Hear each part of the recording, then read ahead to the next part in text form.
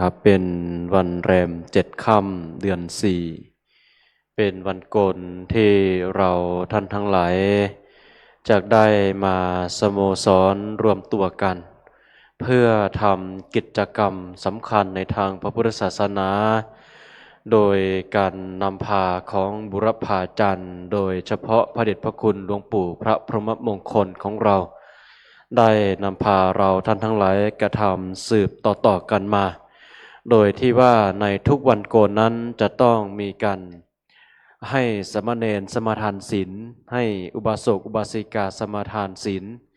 และรับฟังพระธรรมเทศนาหนึ่งกันนี่เป็นกิจกรรมสำคัญที่วัดพระธาตุศรีจอมทองวรวิหารของเราได้สืบเนื่องกระทำมาเรื่อยๆฉะนั้นในวันนี้นะครับขณะนี้ก็ถือว่าเป็นเวลาที่สมควรที่เราท่านทั้งหลายจะได้กราบพระไหว้พระก่อนที่จะได้ทำกิจกรรมสืบต่อไปกระผมขอกราบอาราธนาท่านอาจารย์พระครูอธรสมาธิวัตรได้กดสวิตช์ธูปเทียนไฟฟ้าเบื้องหน้าโต๊ะหมู่บูชาเพื่อบูชาพระรัตนตรัยขอกราบอาราธนาด้วยความเคารพครับ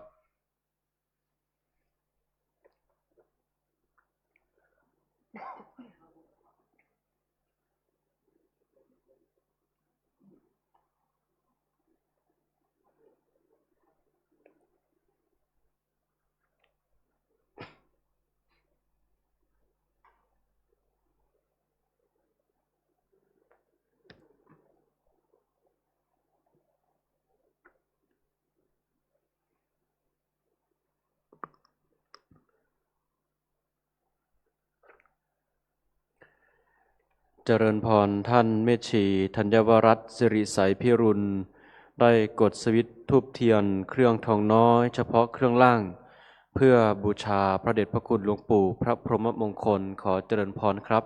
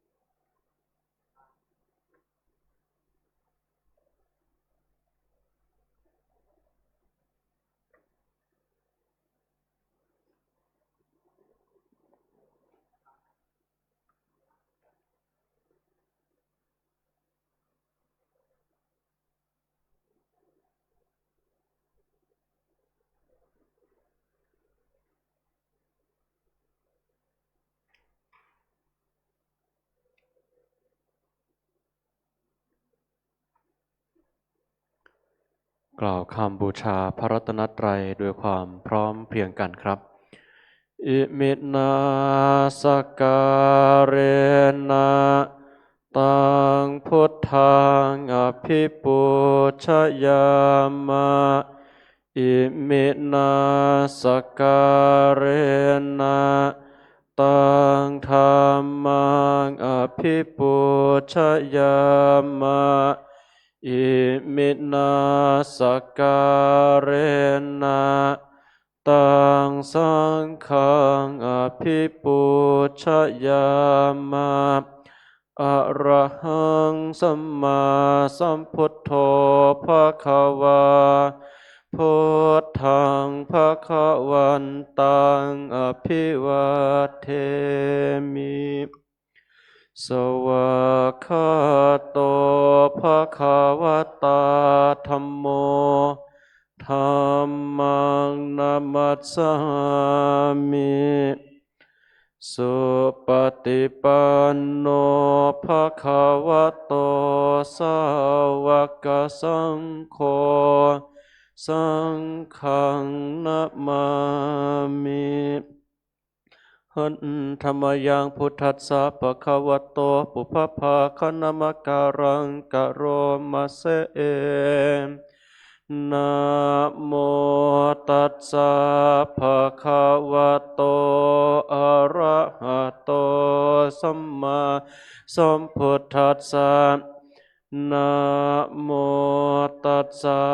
ภะคะวะโตอะระหะโตสัมมา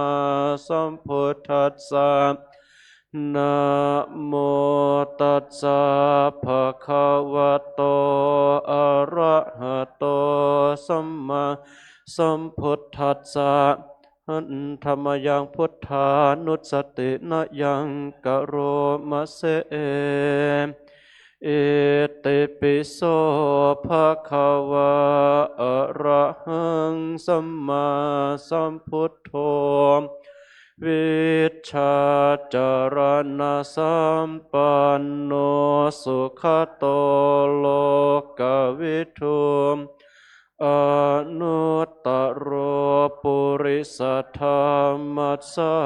รทิสัทธาเทวมนุษย์สานังพุทโธภควาติกายเยนะวาจายาวเจตัสสะวาพุทเทกุกัมมังปะกตังมะยายังพุทโธปฏิคานหาตุอจจยันตังการันตะเรสังวาริตุงวะพุทเทหันธรรมยังธรรมานุสตินะยังกะโรมะเสสวากขาโตภะคะวะตาธัมโมสันทิฏฐิโกอาการิโกเอหิปัสสิโกโอปนัยโกปัจจตังเวทิตาโพวินโยหิเตกายเยนะวาจายวเจตัสสะวาธัมเมกุกัมมังปะกตังมะยายังธัมโมปฏิคานหาตุอจจยันตังการันตะเรสังวาริตุงวัฏธรรมเมหันธรรมยังสังขานุสตินะยังกะโรมะเสสุปฏิปันโนภะคะวะโตสาวกสังโฆอุชุปฏิปันโนภะคะวะโตสาวกสังโฆยายาปฏิปันโนภะคะวะโตสาวกสังโฆสามิจิปฏิปันโนภะคะวะโตสาวกสังโฆยะทิทังจตาริปุริสายุคานิอัตถปุริสาปุคลาเอสะภะคะวะโตสาวกสังโฆอาหุนายโยปาหุนายโยขินายโยอัญชลิกรณิโยอนุตตรังปุญญเขตังโลกัสสะเตกายเยนะวาจายวเจตัสสะวาสังเคกุกัมมังปะกตังมะยายังสังโฆปฏิคันหาตัวจยันตังการันตะเรสังวาริตุงวสังเค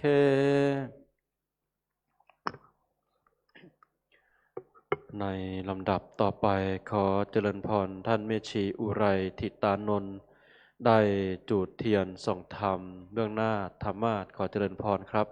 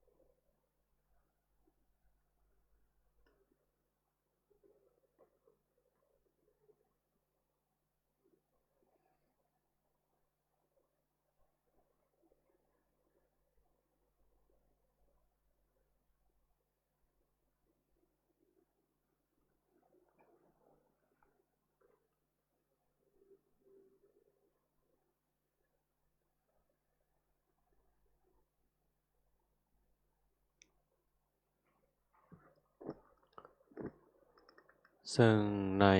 คืนนี้เราท่านทั้งหลายได้รับเมตตาจากพระอาจารย์พระครูอาทรสมาธิวัตรเป็นองค์แสดงพระธรรมเทศนาฉะนั้นขณะนี้เป็นเวลาอันเหมาะสมกระผมขอกราบอาราธนาอาจารย์พระครูอาทรสมาธิวัตรได้ขึ้นสู่ธรรมาสน์เพื่อให้ศีลแก่สมณเณรและเมชี ตลอดถึงการแสดงพระธรรมเทศนาเป็นลำดับสืบต่อไปขอกราบอาราธนาด้วยความเคารพครับ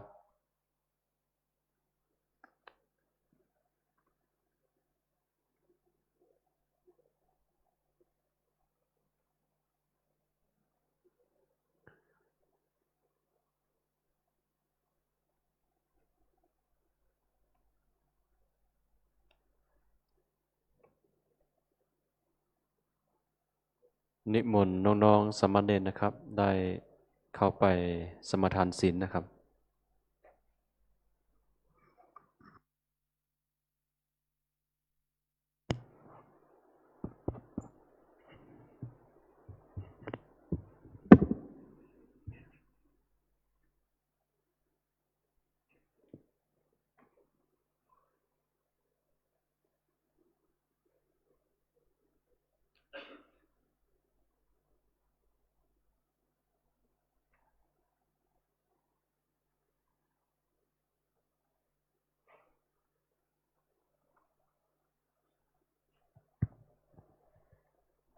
นิมนต์นินิมนต์สามเณรทุกรูปกราบพระอาจารย์พร้อมกันนะครับกราบ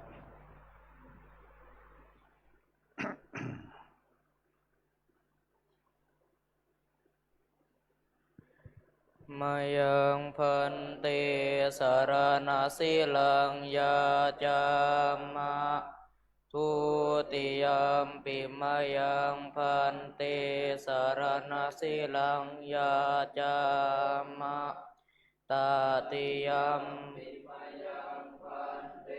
สารนาสิลังยาจามะนะโมตัสสะภะคะวะโตอะระหะโตสัมมาสัมพุทธัสสะนะโมตัสสะภะคะวะโตอะระหะโตสัมมาสัมพุทธัสสะนะโมตัสสะภะคะวะโตอะระหะโตสัมมาสัมพุทธัสสะนะโมตัสสะภะคะวะโตอะระหะโตสัมมาสัมพุทธัสสะนะโมตัสสะภะคะวะโตอะระหะโตสัมมาสัมพุทธัสสะนะโมตัสสะภะคะวะโตอะระหะโตสัมมาสัมพุทธัสสะพุทธังสรณังคัจฉามิ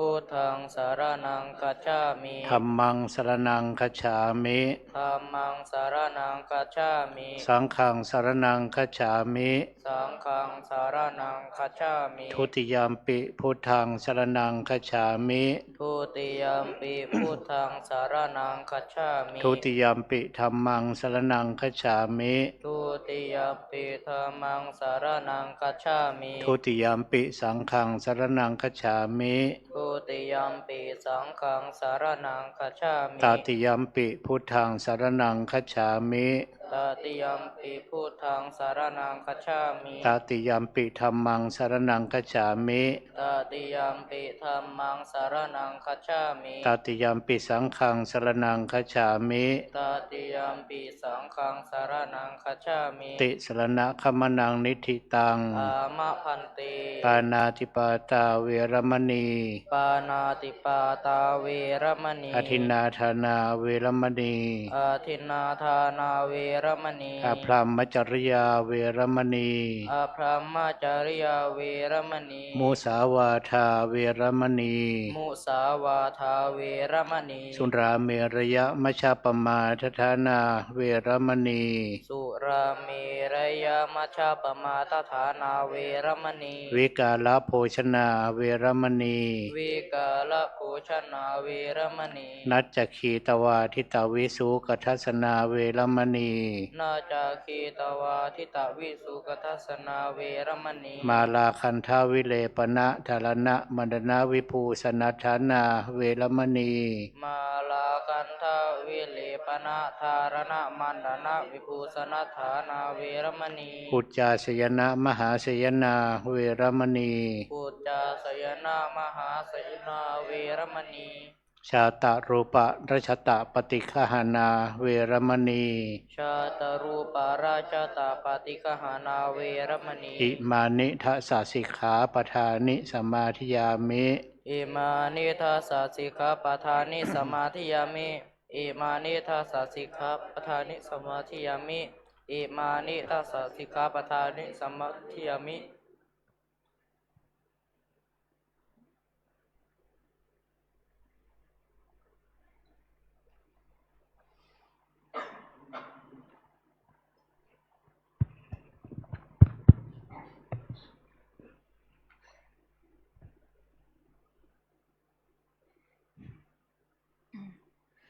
สัมพุทโธ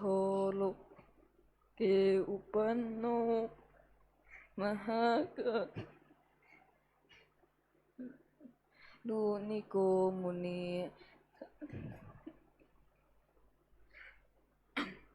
ธรรมจักกัง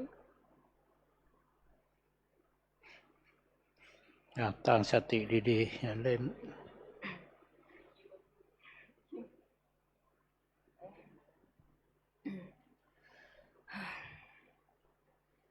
สัมพุทโธโลเกอุปันโนมหาการุณิโกมุนีธรรมจักกังปวัตเตตวะโลเกอปฏิวัติยังโลกัสสะสังขหังกตุงจาริตตวะโลกัจจาริกัง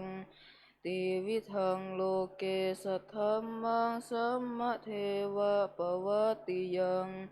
อนุปุเพนะสาวัตถิงปัตตวะเชตวะเนวสังสามเณรานังนิสายจิตตังกัทานุสิกขิตุงอนุญญาสิทัสสะสิกขาสามเณเรหิสิกขิตุงสามเณรานังทัสสังฆังสิกขาปะทังพนามเส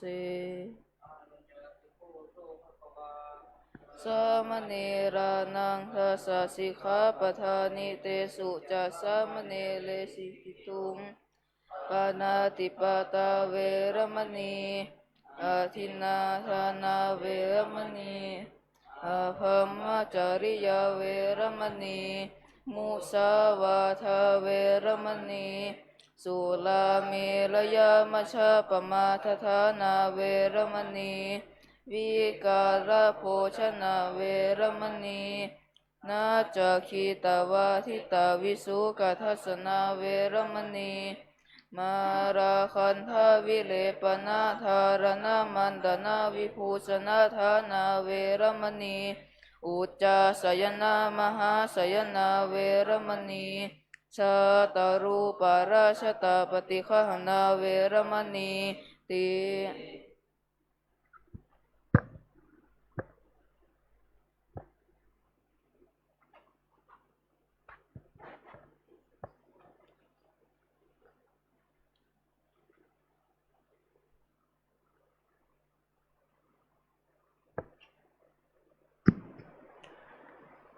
เจริญพรท่านแม่ชีพจนีหิรันรัตน์เป็นตัวแทนคณะอุบาสกอุบาสิกาถวายผ่านขอศีลนะครับ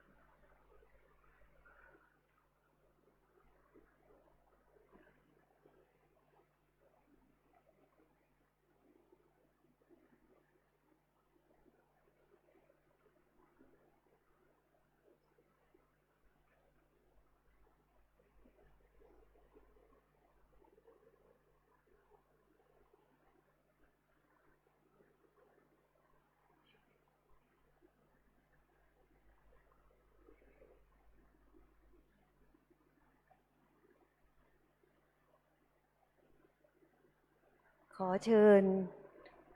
แม่ชีโยคีนะคะร่วมกันอาราธนาศีลนะเจ้าค่ะ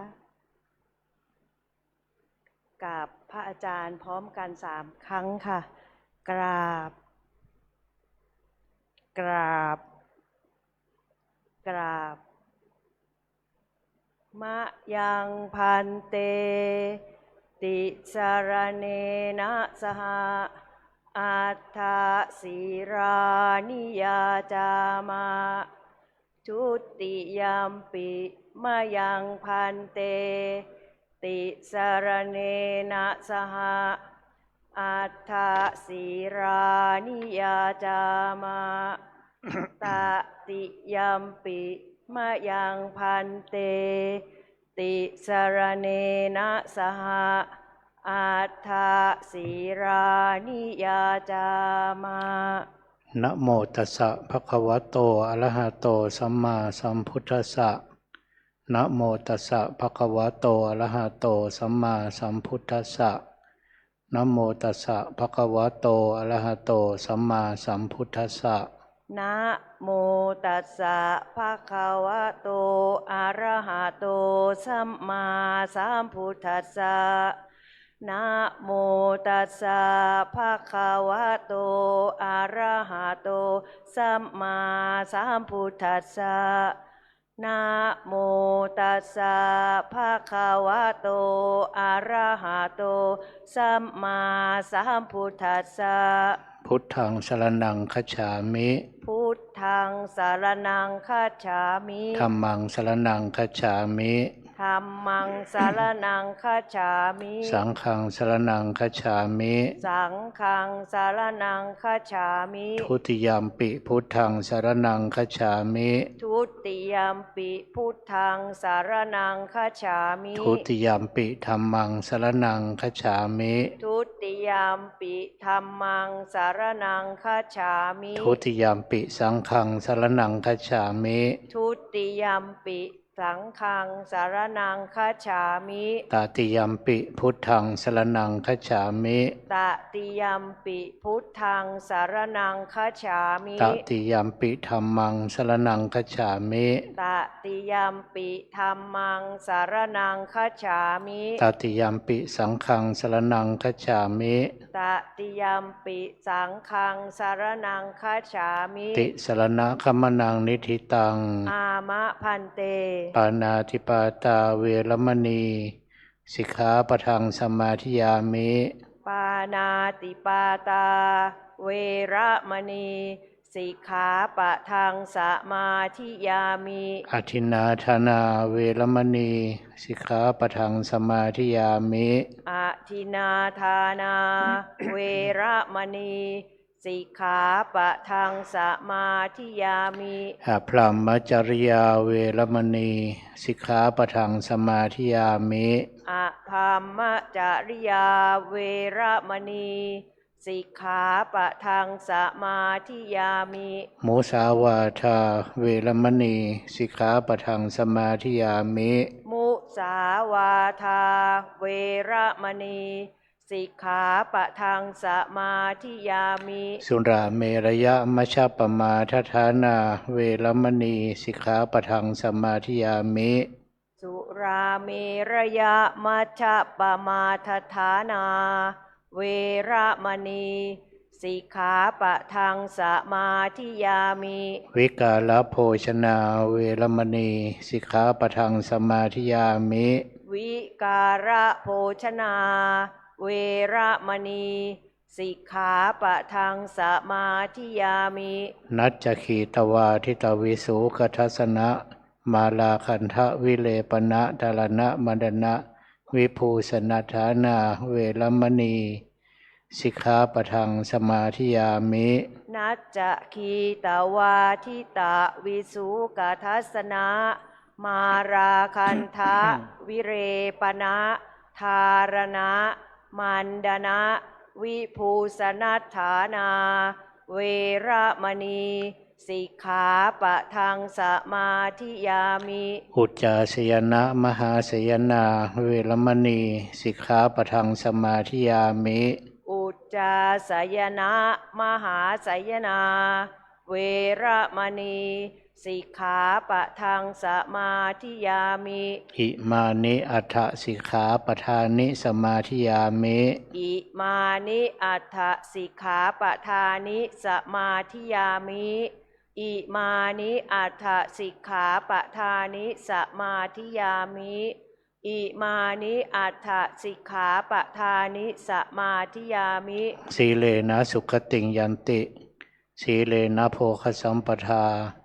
สีเลนะนิพุติงยันติตัสมาสีลังวิโสทะเย สาธุ สาธุ สาธุ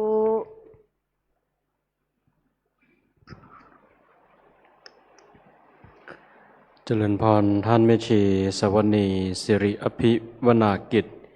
ได้กดสวิตช์ทูบเทียนเครื่องทองน้อยเฉพาะเครื่องบนเพื่อประเดชพระคุณหลวงปู่พระพรหมมงคลบูชาธรรมขอเจริญพรครับ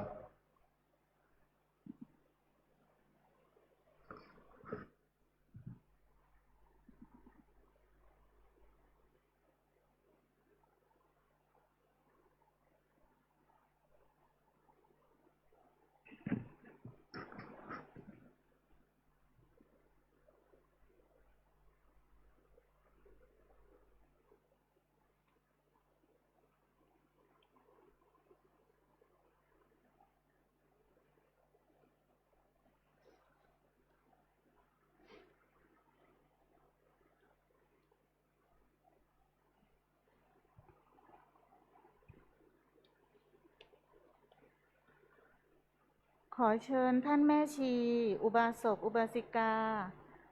อาราธนาธรรมค่ะพระมาจะโลกาทิปติสหัมปติกัตตัญชลีอานาทิวรังอายาจถาสันติทัสสัตตาอปราชักขชาติกาเทเสหิธรรมังอนุกรรมปิมังปัชชังท้าวสหัมบดีพรหมเป็นบรมในพรหมาทรงฤทธิ์ที่ศักดาความบริสัทธิ์ทุกหมู่พรหมน้อมหัดนามัสการประดิษฐานณที่สมควรแล้วจึงบังคมชุลีบาทพระศาสดาขอพรอันประเสริฐวรเลิศมโหฬารปวงสัตว์ในโลกากิเล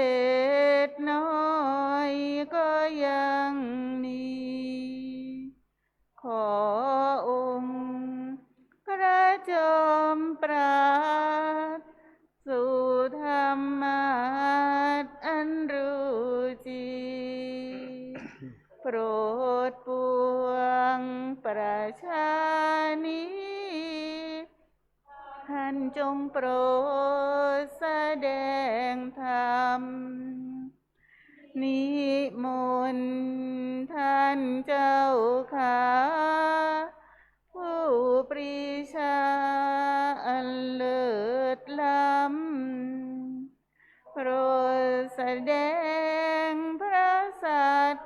ธรรมเทศ นาประวัติเพื่อให้สำเร็จผลแก่ปวงชนบรรดานี้ศพสุขเกษมศรีสมดังเจตนาเทินอาราธนังกโรมัง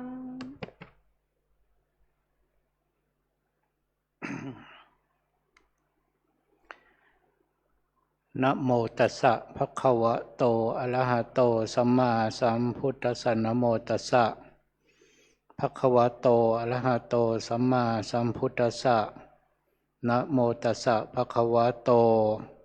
อะระหะโตสัมมาสัมพุทธัสสะนัตถิราคะสโมอาคินัตถิโสโท โทสะสโมกลินัตถิขันธาทิสาทุกขานัตถิสันติพลังสุขังติ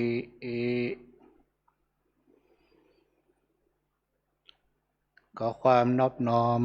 ของข้าพเจ้าจงมีต่อพระรัตนตรัยขอน้อมกราบบูชาพระคุณในความสำนึกในพระเดชพระคุณหลวงปู่พระพรหมมงคลอดีตเจ้าวาดวัดพระธาตุศรีจอมทองอดีตที่ปรึกษาเจ้าคณะภาค7อดีตเจ้าสำนักเรียนและสำนักวิปัสสนาแห่งที่1ประจำจังหวัดเชียงใหม่และขอแสดงความนับถือและยินดีนะท่านมหาพิธีกรที่ปีนี้ท่านสอบปรริญญาธรรมนะได้8ประโยคแต่ว่าเป็นปรริญญาเอกนะในชั้นการศึกษาภาคการศึกษาบาลีในวัดเรานะได้ประโยค8นี่5รูปนะปีนี้เอาว่าเยอะนะเยอะมากก็แสดงความยินดีกับทุกรูปทุกองค์ที่ประสบความสำเร็จอีกขั้นหนึ่งก็เหลืออีกชั้นหนึ่งนะที่เป็นชั้นสูงสุดของการศึกษาพระบาลีแล้วก็สวัสดีน้องๆสามเณรนะก็ตัว เอาตัวอย่างจากท่านมหาก็ตั้งใจนะศึกษาเล่าเรียนแล้วก็ขอความผาสุกสวัสดีนะเจริญในพระสัทธรรมคำสอนขององค์สมเด็จพระชินวรพระสัมมาสัมพุทธเจ้ามาเกิดมีแต่แม่ชีคณะอุบาสกอุบาสิกาผู้ประพฤติปฏิบัติธรรมทุกท่านทุกคนก็ให้นั่งกันตามสบายนะต่อไปนี้ก็เป็นวาระของการฟังธรรมเรื่องในวันโกนแรม7 ค่ำถ้าทางเหนือก็เป็นเดือน6ทางใต้ก็เป็นเดือน4แล้วก็เป็นเรื่องของสมมุติบัญญัตินั่นว่าเป็นวันที่เท่านั้นวันที่เท่านี้จันทร์อังคารพุธเดือนนั้นเดือนนี้แต่ความจริงก็คือความเปลี่ยนแปลงของการเวลาซึ่งหมุนเวียนผัดเปลี่ยนไปตลอดไม่ว่าจะฤดูไหนการไหนก็หมุนเวียนเปลี่ยนไปแต่ชีวิตของเราก็เกี่ยวข้องอยู่กับการเวลาอันที่ผ่านไปเท่าไหร่ก็คืออายุของเราอันอายุก็คือความเป็นไปความเป็นอยู่ความเป็นจริงที่เกิดขึ้นได้จะอยู่แบบไหนอยู่ยังไงที่จะให้ชีวิตของเราเกิดความผาสุกนอกจากกุศลธรรมแล้วก็ไม่มีธรรมะอื่นใดที่จะให้ผลให้ความสุขแก่เราท่านพระบาลีที่ขึ้นหัวข้อในวันนี้ถ้าแปลใจความได้ว่าไฟเสมอด้วยราคะไม่มีโทษเสมอด้วยโทสะไม่มีทุกข์ทั้งหลายเสมอด้วยขันธ์ไม่มี และสุขอื่นนอกจากความสงบแล้วไม่มีอย่างอื่นนัตถิราคะสโมอคิไฟเสมอด้วยราคะไม่มีคำว่าไฟเรารู้จักกันดีว่าเป็นสิ่งที่ร้อนแต่มีปกติที่เผาไหม้ทุกสิ่งทุกอย่างมันอยู่ใกล้สิ่งใดมันก็ไหม้สิ่งนั้นให้วอดวายไปแต่ไฟธรรมดาสามัญเขามันไหม้หมดมันก็เหลือแต่เท่าแล้วก็มอดดับไปนั้นดับไปเองหรือว่าไม่มอดดับตามธรรมชาติเราอยากให้ดับเดี๋ยวก็สามารถเอาน้ำมาดับมันได้หรือใช้เครื่องมือในการดับไฟต่างๆที่มนุษย์ผลิตคิดค้นขึ้นมาเพื่อที่จะมาดับมันเสียได้ไม่ยากนักหรือไฟที่แม้จะไหม้โลกหรือไหม้กลับนี้ให้พินาศไปก็เป็นบางครั้งบางคราวที่นานๆจะเกิดขึ้นหลายกลับหลายกันกว่าจะเป็นไฟชนิดนั้นแต่ไฟที่เกิดขึ้นอยู่ตลอดเวลาก็คือไฟราคะซึ่งไม่เลือกเวลาไม่ได้เสมอไฟราคะได้แก่ความกำหนัดกัดกุ้มมันเผาไหม้สรรพสัตว์มานักต่อนักมันเผาไหม้จิตใจของพวกเรามาหลายภพหลายชาติแล้วก็ไม่ยอมดับสักทีชาติย้อนหลังไปตั้งแต่เรามีชีวิตเกิดมาจนกระทั่งเป็นชาติที่ใกล้ๆเราชาติอดีตที่แล้วมันก็เผาเราแม้กระทั่งปัจจุบันชาตินี้มันก็ยังแผดเผาเราและแน่นอนถ้าเรายังจะต้องเกิดอีกมันก็จะตามเผาไหม้จิตใจของเราไปทุกภพทุกชาติที่เราเกิดไม่ว่าจะอยู่ในภพไหนภูมิไหนก็ตามและสิ่งที่ทำให้ไฟราคะมันเจริญเติบโตได้นะพระพุทธองค์ตรัสเรียกสิ่งเหล่านี้ว่ากามกามนั้นมีอยู่สองอย่างคือกิเลสกามคือกิเลสที่เป็นเหตุให้เกิดความใคร่และวัตถุกามวัตถุอันน่าใคร่กามอันน่าใคร่อันเป็นส่วนของวัตถุกามนั้นหมายถึงสิ่งที่ทำให้สัตว์ทั้งหลายหลงไหลติดอยู่ซึ่งมีอยู่5ประการเรียกว่ากามคุณ5อันประกอบด้วยรูปเสียงกลิ่นรสโผฏฐัพพะอันน่าใคร่น่าปรารถนาน่าพอใจ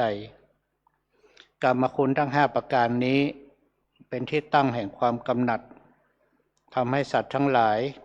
ติดใจหลงไหลเสาะแสวงหามาครอบครองและเมื่อได้มาครอบครองสมใจแล้วก็มีความสุขแต่เมื่อสูญเสียไปก็เกิดเป็นความทุกข์หรือเมื่อไม่ได้มาครอบครองก็มีความทุกข์เช่นเดียวกันพระพุทธองค์ทรงอุปมากามไว้หลายข้อ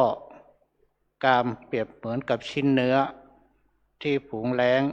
นกพวกกาพวกเหยี่ยวโผเข้าชิงแย่งชิงกันกามเป็นเหตุให้แย่งชิงกันและพระองค์ทรงตรัสว่าพระราชาทะเลาะกับพระราชาแม่ทะเลาะกับลูกลูกทะเลาะกับแม่หรือเพื่อนทะเลาะกับเพื่อนก็เพราะกามคุณทั้ง5นี่เองที่ทำให้สัตว์ทั้งหลายต้องดิ้นรนต้องขนขวายทางทุกวิถีทางเพื่อให้ได้มาครอบครองได้ดังใจต้องการแม้ว่าจะเหนื่อยยากลำบากแค่ไหนก็สู้ทนดิ้นรนเพื่อให้ได้มาครอบครองกามอีกประเภทหนึ่งคือกิเลสกามเป็นกิเลสที่ทำให้สัตว์มีความรู้สึกรักใคร่พอใจมีความทะยานอยากเพลิดเพลินในกามคุณทั้งหลายเกิดความเห็นผิดคิดว่าสิ่งเหล่านั้นจะสามารถบันดาลสุขให้กับตนได้จริงจึงหลงไหลติดอยู่ไม่สามารถถอนตัวออกได้ กามทั้งสองประการดังกล่าวเป็นสิ่งที่หอมหวนรันจวนใจเหมือนอาหารที่มีรสอร่อยทำให้สัตว์ทั้งหลายหลงไหลติดใจอยู่แต่ในขณะเดียวกันกามเหล่านั้นก็คอยย่ำยีจิตใจของสรรพสัตว์ให้ได้รับทุกข์รับโทษโดยไม่รู้ตัวพระพุทธเจ้าทรงสอนให้เหล่าสาวกให้พากันพิจารณาให้เห็นโทษของกรรมคุณทั้งหลายแล้วหลีกออกจากกามเหล่านั้นออกเสียให้ได้โดยการปลีกวิเวกออกจากหมู่คณะไม่สุงสิงไม่คลุกคลีด้วยหมู่คณะปลีกตัวอยู่ผู้เดียวเพื่อบำเพ็ญสมณะกระทำที่สุดแห่งทุกข์เสียให้ได้การที่จะดับไฟคือราคะได้นั้นต้องอาศัยการเจริญวิปัสสนากรรมฐานตามหลักวิธีของสติปัฏฐานสี่ดำเนินตามวิถีแห่งอริยมรรคมีองค์8จนเกิดวิปัสสนาญาณครบทั้ง9หรือวิปัสสนาญาณ16สามารถเข้าถึงความเป็นอริยบุคคลขั้นสูงสุดได้เท่านั้นจึงจะสามารถดับไฟคือราคะนี้ได้สนิทราคะถ้าพูดถึงโดยสภาวะแล้วอย่างของเราเนี่ยก็มีพวกกามราคะเนี่ยราคะในรูปเสียงกลิ่นรสสัมผัสส่วนพวกที่ทำฌานก็ติดใจในรูปราคะอรูปราคะเนี่ยซึ่งจะกำจัดให้หมดไปได้เมื่อถึงขั้นของพระอรหันต์แต่ไฟราคะนั้นเป็นสิ่งที่ดับได้ยากท่านจึงเปรียบว่าไม่มีไฟชนิดใดในโลกนี้นี่ที่จะรุนแรงเท่ากับไฟราคะอีกแล้วเพราะไฟอื่นๆเผาไหม้ก็เพียงชั่วครู่ชั่วครั้งชั่วคราวเผาไหม้ได้เพียงในชาตินั้นๆเท่านั้นและสามารถดับได้แต่ไฟคือราคะนั้นเผาไหม้ทุกภพทุกชาติและไม่สามารถที่จะดับด้วยวิธีอื่นได้เลยนอกจากการเจริญวิปัสสนากรรมฐานเท่านั้นพระบาลีไหนต่อไปที่กล่าวว่านัตถิโทสะสโมกลิโทษหรือความผิดเสมอด้วยโทสะไม่มีบรรดาความผิดทั้งหลายทั้งปวงท่านว่าไม่มีความผิดใดจะเสมอเหมือนกับโทสะได้เลยเพราะโทสะเป็นมูลเหตุให้คนทำความผิดได้นานับประการเช่นทำร้ายคนอื่นให้ได้รับความเดือดร้อนเสียหายแก่ร่างกายและทรัพย์สินบางทีก็อาจถึงขั้นเสียชีวิตเลยก็มี คนด่ากันทะเลาะกันก็เพราะความโกรธนี่แหละเป็นตัวการใครทำอะไรไม่ถูกใจก็เกิดความโกรธขึ้นมาความโกรธก็สั่งให้ด่าถ้าขาดสติขาดการพิจารณาก็ด่าเข้าไปตามอำนาจของโทสะคนทำร้ายกันก็เพราะความโกรธนี่แหละเป็นสาเหตุเป็นตัวการใครทำอะไรไม่ถูกใจก็เกิดความโกรธขึ้นมาความโกรธก็สั่งให้ทำร้ายเขาถ้าขาดสติขาดการพิจารณาก็ทำร้ายเขาตามอำนาจของความโกรธมันสั่งการ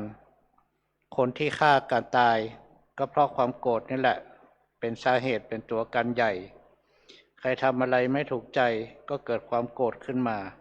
ความโกรธก็สั่งให้ฆ่าเขาทำลายชีวิตเขาถ้าขาดสติขาดการพิจารณา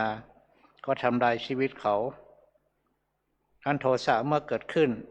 ย่อมฆ่าได้แม้กระทั่งพ่อฆ่าได้แม้กระทั่งแม่ถึงแม้กระทั่งฆ่าพระอรหันต์ก็ย่อมทำได้จะเสวยทุกข์เพราะบาปนั้นโทษที่เสมอด้วยโทสะจึงไม่มีตรงความว่าความผิดหลายๆอย่าง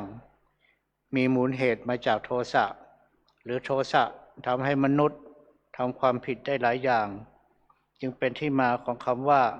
ความผิดหรือโทษต่างๆนั้นเสมอด้วยโทสะไม่มีบุคคลผู้ฆ่าความโกรธได้ย่อมไม่เศร้าโศกความโกรธทำให้จิตใจเศร้าหมองเมื่อโกรธแล้วย่อมร้อนรุ่มกระวนกระวายไม่เป็นอันหลับอันนอน จิตใจหงุดหงิดรำคาญอยู่ตลอดเวลานึกถึงแต่เรื่องที่ทำให้โกรธนึกถึงแต่คนที่ทำให้โกรธก็ยิ่งทำให้โกรธมากขึ้นเป็นทวีคูณขึ้นไปอีกคนผู้มักโกรธย่อมไม่มีใครอยากคบค้าสมาคมด้วยเพราะอยู่ด้วยแล้วไม่มีความสุขอยู่ใกล้คนมักโกรธแล้วมีแต่ความร้อนรุ่มไม่มีความเย็นใจพลอยหงุดหงิดรำคาญใจไปด้วยทำให้อยู่ใกล้แล้วไม่มีความสุขเหมือนคนที่นั่งอยู่ใกล้กองไฟย่อมรู้สึกร้อนอยู่ตลอดเวลาที่อยู่ตรงนั้นคนที่มักโกรธเป็นคนเจ้าโทสะบางครั้งอาจจะหลงไปทำความผิดเช่นทำผิดศีลธรรมทำสิ่งที่ผิดกฎหมายบ้านเมืองเมื่อได้รับโทษของการกระทำที่ทำไปตามอำนาจของความโกรธเช่นนั้นย่อมทำให้เกิดความเศร้าโศกเสียใจในภายหลังได้ถ้าเราฆ่าความโกรธเสียได้ไม่มีความโกรธครอบงำจิตใจคือกำจัดความโกรธออกจากใจเสียได้ไม่ตกอยู่ภายใต้อำนาจของความโกรธนั้นก็ไม่ต้องไปทำตามอำนาจของความโกรธและเมื่อไม่ทำตามอำนาจของความโกรธก็ไม่ต้องรับผลเสียที่จะเกิดจากความโกรธก็ไม่ต้องมาเศร้าโศกเสียใจในภายหลังเพราะว่าผู้เกิดความโกรธแล้วย่อมเป็นผู้ที่ฉิบหายบุคคลผู้ที่มักโกรธเมื่อถูกความโกรธครอบงำย่อมสามารถที่จะทำกรรมหนักที่คนทั่วไปไม่สามารถทำได้หรือคนทั่วไปไม่คิดจะทำเพราะเป็นความผิดอย่างมหันต์แต่คนที่ถูกความโกรธครอบงำย่อมไม่กลัวเมื่อไม่มีความกลัวต่อผลของกรรมที่ตามมาเขาย่อมกล้าที่จะทำกรรมทุกอย่างโดยไม่กลัวต่อกฎหมายบ้านเมืองไม่กลัวต่อบาปกรรมที่จะตามให้ผลไม่ละอายต่อการกระทำบาปไม่เกรงกลัวต่อผลของบาปเรียกได้ว่าเมื่อความโกรธขึ้นแล้วฮิริโอตตัปปะก็ไม่เหลือสามารถทำความชั่วได้ทุกอย่างแต่เมื่อได้รับผลของกรรมชั่วที่ทำไปเพราะอำนาจของความโกรธนั้นแล้วก็ย่อมซบเซาประสบความเสียหายอย่างใหญ่หลวงผลในโลกนี้คือได้รับโทษทันตามกฎหมายบ้านเมือง ผลในโลกหน้าก็คือการต้องชดใช้ผลของกรรมที่ได้กระทำไปนั้นในอบายดังนั้นการกระทำที่ทำไปด้วยอำนาจของความโกรธก่อแต่ความเสียหายให้เราอย่างเดียวเท่านั้นเมื่อใดก็ตามที่เกิดความโกรธขึ้นมาต้องใช้ขันติธรรมหรือใช้เมตตามาระงับยับยั้งมันไว้ซะก่อนอย่าปล่อยให้มันสั่งการให้กระทำการชั่วร้ายต่างๆตามอำนาจของมันจะได้ไม่ต้องพบกับความเสียหายอันเป็นผลจากความโกรธนั้นนัตถิขันธาสมาทุกขาทุกเสมอด้วยขันไม่มีขันหมายถึงขันทั้งห้าอันได้แก่รูปขันธ์เวทนาขันธ์สัญญาขันธ์สังขารขันธ์และวิญญาณขันธ์ทั้งห้าประการนี้รวมกันกลายเป็นตัวเราขึ้นมาเป็นกองแห่งขันธ์ท่านกล่าวว่าทุกข์ที่เสมอด้วยขันธ์ไม่มีก็เพราะว่าในชีวิตประจำวันของเราต้องคอยบริหารขันธ์นี้อยู่ตลอดเวลาหิวเราก็ต้องกินไม่กินก็เป็นทุกข์ต้องคอยอาบน้ำชำระร่างกายไม่อาบมันก็สกปรกต้องคอยแปรงฟันทุกวันไม่แปรงมันก็สกปรกแล้วก็เกิดโรคป่วยไข้ก็ต้องรักษาไม่รักษาก็ทรมานปวดแขนปวดขาก็ต้องคอยบริหารเรียกว่าเราต้องคอยปฏิบัติขันธ์อยู่ตลอดเวลาที่เราเป็นทุกข์อยู่ทุกวันนี้ก็เพราะมีขันธ์ห้าและที่เรามีขันธ์ห้าอยู่ทุกวันนี้ก็เพราะเราเกิดและที่เราเกิดมานี้ก็เพราะเรายังไม่สิ้นกิเลสตัณหาอันเป็นเชื้อให้ต้องเกิดเพราะฉะนั้นหนทางเดียวที่จะดับทุกข์ได้อย่างแท้จริงก็คือการปฏิบัติวิปัสสนากรรมฐานจนสามารถบรรลุพระนิพพานเท่านั้นเองพระพุทธองค์ทรงตรัสเป็นพุทธภาษิตว่าสังขาราปรมาทุกขาสังขารเป็นทุกข์อย่างยิ่งสังขารคือสิ่งที่ปรุง ที่มีปัจจัยปรุงแต่งขึ้นมา มีอยู่สองอย่างคือหนึ่งอุปาทินกสังขารสังขารที่มีใจครองและอนุปาทินกสังขารสังขารที่ไม่มีใจครองทุกข์แปลว่าสภาวะที่ทนอยู่ในสภาพเดิมไม่ได้ต้องมีการเปลี่ยนแปลงอยู่ตลอดเวลาและสุดท้ายก็แตกสลายไปอันนี้คือความหมายของคำว่าทุกข์ดังนั้นสังขารทุกประเภทไม่ว่าจะเป็นสังขารที่มีใจครองเช่นคนหรือสัตว์หรือสังขารที่ไม่มีใจครองเช่นสิ่งของต่างๆบนโลกใบนี้ทุกอย่างล้วนตกอยู่ในสภาพเดียวกันคือทนอยู่ในสภาพเดิมไม่ได้ต้องเปลี่ยนแปลงและแตกสลายในที่สุดอย่างเช่นคนเรานี้แรกเริ่มเกิดขึ้นมาก็อย่างหนึ่งและโตขึ้นเรื่อยๆก็เปลี่ยนแปลงไปเรื่อยๆและสุดท้ายก็แตกสลายคือหมดลมหายใจตายไปในที่สุดพระบาลีที่ว่านัตถิสันติปลังสุขขังความสุขอื่นยิ่งกว่าความสงบไม่มีความสงบคือสภาวะที่ไม่มีสิ่งใดมารบกวนเช่นเรานั่งอยู่ในที่เงียบๆไม่มีคนอื่นมารบกวนไม่มีเสียงอื่นๆมารบกวนไม่มีสัตว์อื่นใดมารบกวนอย่างนี้เรียกว่าความสงบโดยทั่วๆไปเมื่อเราอยู่ในที่ที่สงบเราย่อมจะมีความสุขเป็นธรรมดาความสงบในพุทธภาษิตนี้หมายถึงความสงบทางใจอันเป็นความสงบระงับจากกิเลสตัณหาคือไม่มีกิเลสตัณหามารบกวนจิตใจที่ทำให้ต้องเดือดร้อนซึ่งหมายถึงพระนิพพานถ้าเราปฏิบัติวิปัสสนากรรมฐานจนบรรลุธรรมขั้นสูงสุดคือเป็นพระอรหันต์ได้แล้วกิเลสตัณหาทั้งหลายทั้งปวงถูกกำจัดออกจากจิตจากใจไปหมดแล้วย่อมจะไม่เหลือสิ่งใดที่จะมากวนใจให้ขุ่นมัวได้อีกสิ่งที่จะทำให้จิตใจเป็นทุกข์ย่อมจะไม่มีอีกแล้วเมื่อทำได้ดังนี้จัดว่าได้ถึงสุขอันไพบูลย์แล้วคือถึงความสุขที่เป็นโลกุตระเป็นความสุขเหนือโลกเป็นความสุขที่ไม่กลับมาทุกข์อีกแล้วดังนั้นจึงสรุปความได้ว่าความสุขอันเกิดจากความสงบระงับจากกิเลสตัณหาเป็นความสุขที่ยอดเยี่ยมไม่ว่าความสุขใดๆในโลกจะยิ่งกว่าหรือเทียบเทียมได้เลยนิพพานังปรมังสุขขังนิพพานเป็นสุขอย่างยิ่งนิพพานแปลว่าดับคือดับกิเลสตัณหาทั้งหลายทั้งปวงดับภพดับชาติดับกองทุกข์ทั้งปวงดับจากภพทั้งสามดับการเวียนว่ายตายเกิดผู้ที่จะถึงนิพพานได้นั้นจะต้องดำเนินตามอริยมรรคมีองค์8ประการเจริญวิปัสสนากรรมฐานสามารถยังวิปัสสนาญาณทั้ง16ขั้นให้เกิดขึ้นมาได้สำเร็จเป็นพระอริยบุคคลตั้งแต่ระดับที่1คือโสดาบันบุคคลสกทาคามีบุคคลอนาคามีบุคคลและอรหันตบุคคลตามลำดับผู้ที่ถึงพระนิพพานแล้วเป็นผู้หมดกิเลสตัณหาอันเป็นตัวที่จะพาสรรพสัตว์มาเกิดอีกครั้งแล้วครั้งเล่าเมื่อสิ้นกิเลสตัณหาแล้วก็ไม่มีเหตุที่จะทำให้เกิดอีกแล้วเมื่อไม่ต้องเกิดก็ไม่ต้องประสบกับความทุกข์อันใหญ่หลวงในห้วงมหันตภพสงสารอีกต่อไปดังนั้นท่านจึงกล่าวว่านิพพานเป็นสุขอย่างยิ่งคือเป็นความสุขที่เหนือความสุขทั้งปวงเป็นความสุขเหนือโลกเป็นความสุขที่ไม่ต้องกลับมาทุกข์อีกแล้วนั่นเองท้ายที่สุดแห่งพระธรรมเทศนาของค่ำคืนวันนี้ขอให้ท่านทั้งหลายทุกคนคลายจากความกำหนัดให้ปราศจากความทุกข์ให้สามารถกระทำกิจแห่งมรรคผลนิพพานประหารกิเลสตัณหาราคะอุปาทานแผ่วผ่านจากอวิชชา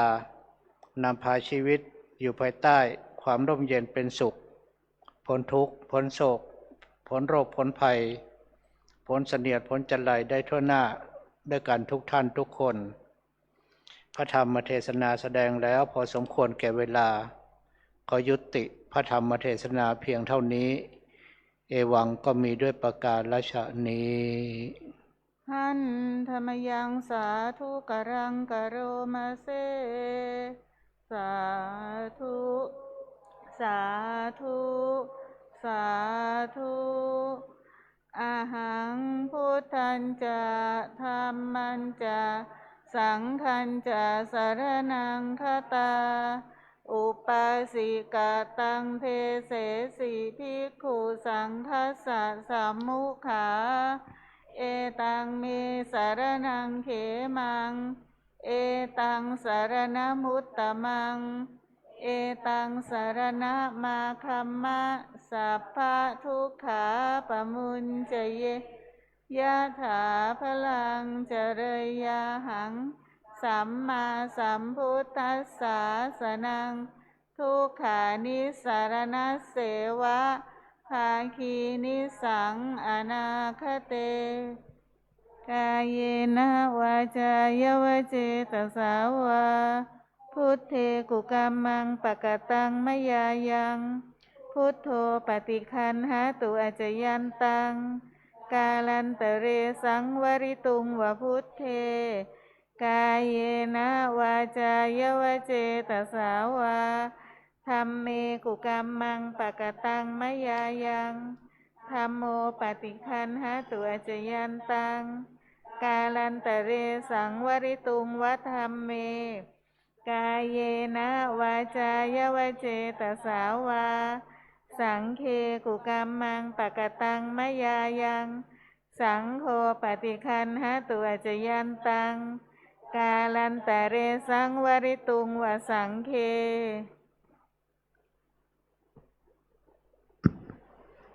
ลำดับต่อไป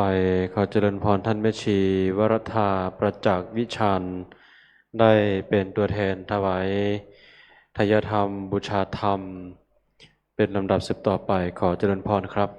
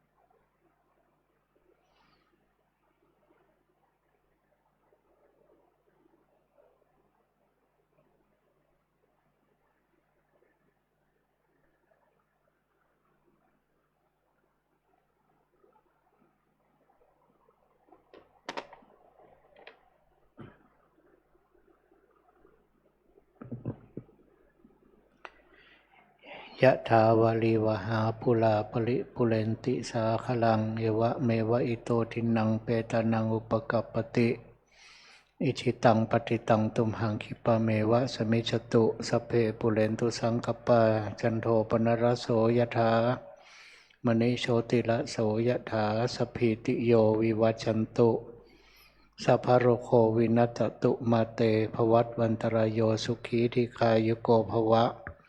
อภิวาทนาสีริสนิจังพุทธาปจายโนจตารโอธรรมาวัฏันติอายุวันโนสุขังพระลังสาธุสาธุสาธุอนุโมทามิ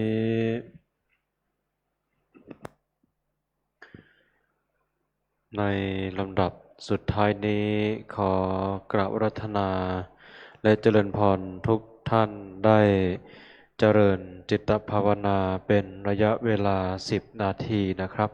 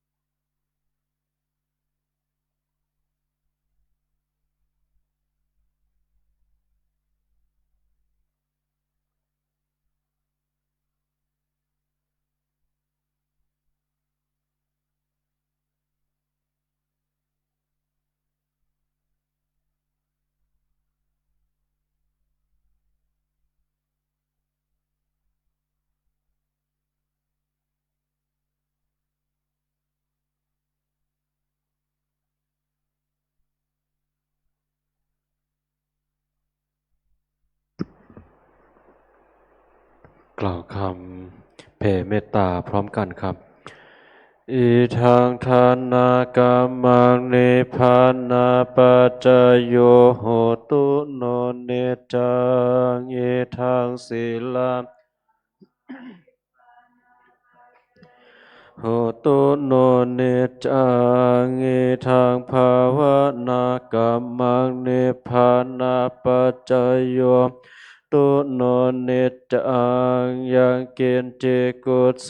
ลังกตพังกัมมังสัพเพหิกเตกตังปุญญังโนอนุโมทันตุสุนันตุพนตุเยเทวะอัสสมิงอาทิคาตาทิคายุกาสัทธาโหนตุสัพพะสัตตานังสุขีตานังปาริหารันตุมาตาปิตาสุขิตาโหนตุทุกขามจันตุสัพเพยติกาสุขิตาโหนตุทุกขปามุจจันตุสัพเพอายติกาสุขิตาทุกขปามุจจันตุสัพเพยัคขสัพเพเปตาสุขิตาโหนตุทุกขปามุจจันตุสัพเพนัคขตาสุขิตาปามุจจันตุสัพเพเทวาสุขิตาโหนตุทุกขปามุจจันตุสัพเพริยุปัชฌายาสุขิตาโหนตุทุกขปามุจจันตุสัพพะสัมปตินังสมิจฉันตุโววันธามิพุทธังสัพพังเมโทสังฆามัฏฐาเมพันเตวันธามิสัพพังเมโทสังฆามัฏฐาเมพันเตวันธามิสังฆังสัพพังเมขามมัฏฐาเมพันเตวันธามิคุรุอุปัชฌายจาริเยสัพพังเมขามมัฏฐาเมพันเตวันธามิกัมมัฏฐานังสัพพังเมโทสังฆามัฏฐาเมวันธามิอาราเมพัทธาสิมายังสัพพังเมโทสังฆามะเจติยังสัพพังสัพพทาเนสุปฏิทิตาสาริรามหาโพธิงพุทธรูปังสกาลังสัทธานาคาโลเกเทวะโลเกโลเกชัมพูทิเปลังกาทิเปสริราธาตุโยเกสัทธาตุโยหันตาธาตุโยเจติยังคันธากุติงจตุราสิติสหัสเอธรรมคันเทสังปาทเจติยังวันธามิสัพพะโสกราบ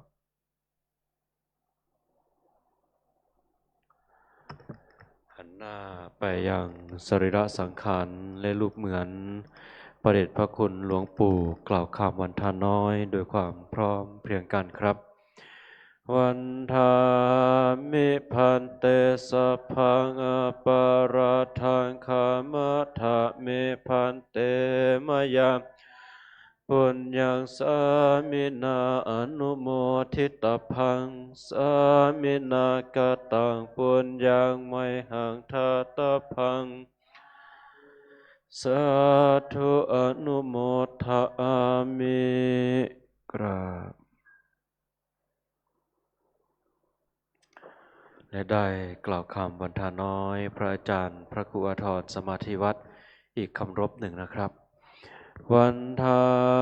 มิพันเตสัพพังอปาราทังคามัฏฐามิพันเตกตังปุญญังสามินาอนุโมทิตพังสามินากตังไมหังทัตพังสาธุ สาธุอนุโมทามิ ทีขายุโกจัตตารโอธรรมาวัฏันติอายุวันโนสุขังพระลัง สาธุสาธุสาธุ